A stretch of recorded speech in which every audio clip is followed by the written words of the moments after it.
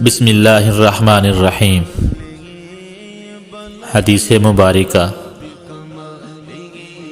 حضور نبی کریم رؤوف الرحیم صلی اللہ تعالی علیہ وآلہ وسلم کا ارشاد گرامی ہے،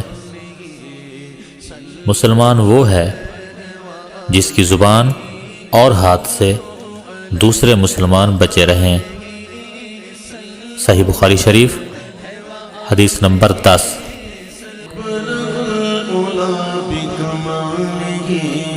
كشف